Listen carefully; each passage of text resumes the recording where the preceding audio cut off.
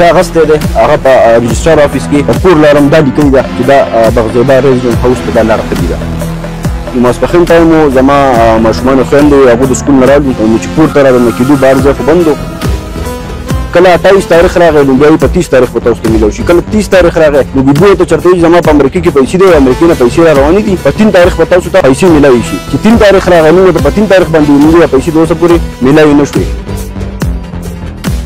چې ته یې خامخا ځان نه اخلې د بل چا لپاره اخلې نو بیا یې ضرورت څه د بل چا باندې حق شي.